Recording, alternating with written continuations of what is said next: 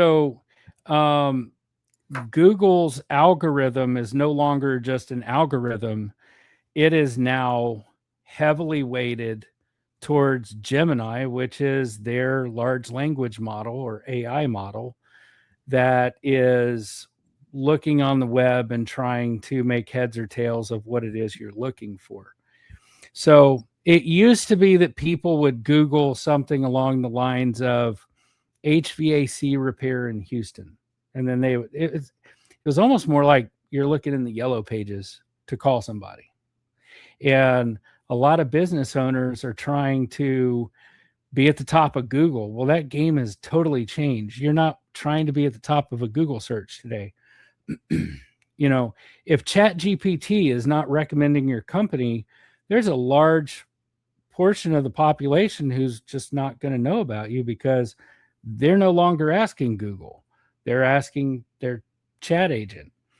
And as I personally think agentic AI will become bigger and bigger, and those that are prepared for the age of agentic AI, they will be recommended by AI because they are upfront with their pricing, they're upfront with their services, their service area, and their website is presented in a way that's easy and clean for AI to ingest quickly.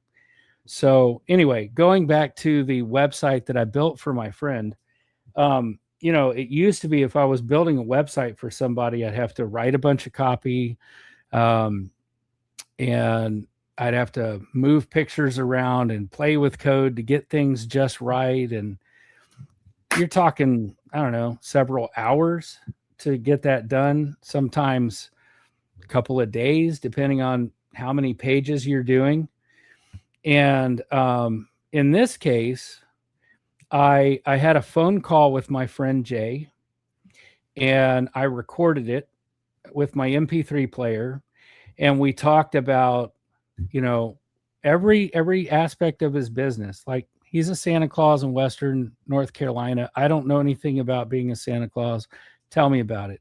What are the most commonly asked questions? What are people's concerns? How long can I sit on someone's lap? Or how long or something like right. that, right? Very specific.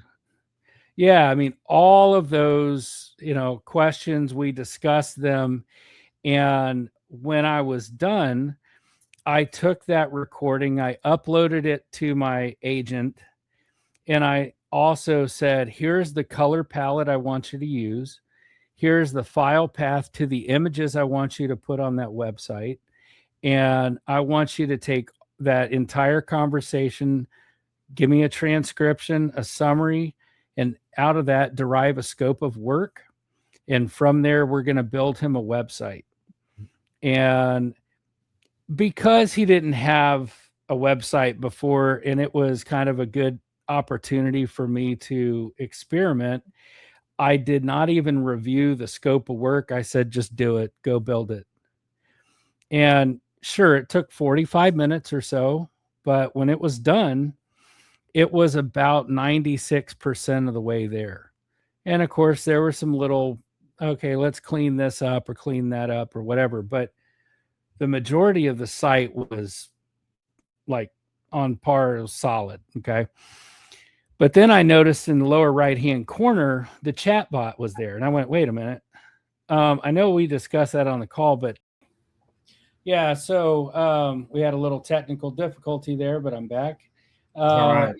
So, yeah, I had that conversation with my friend about his website, and I did not check the scope of work. I just said, yeah, go build it. And in the end, it even built the chat bot that I asked for. But the scary part to me at first was, in the past, when Jennifer has built chatbots for me, I've told her where I want it hosted.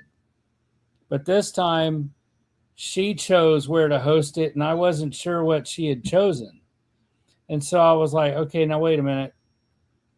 Did you put it on one of the VPS that I have? Because if so, I need to document where that is. And she came back with, no, I'm hosting it out of Cloudflare Workers. And I said, well, wait, I don't even know what that is. So come to find out, Cloudflare workers can be used to host a chatbot that, you know, you're talking about. It has no tools enabled. It's not able to do web searches. It can't do emails or anything like that. It's simply there to answer questions based on the knowledge base, and it's backed with Based an on the AI. model, based on the model that it gets access to, I'm guessing. Right. And but the thing is then I find out, oh, well, Cloudflare workers can dynamically scale, and you're not going to run into the, you know, the pressure of staying under this utilization on a VPS that's limited on what it can do. It can dynamically scale with the demand. So it's actually a really great place to host something like that. And I said, well, with these other projects I've been working on, why haven't you said Cloudflare workers in the past? And she basically responded with, I was following your instructions. You told me to put this on a VPS. Okay, so that's on me, because what I should have qualified in a conversation with my AI is, let's have a conversation about what's best practice and what's going to work best for our use.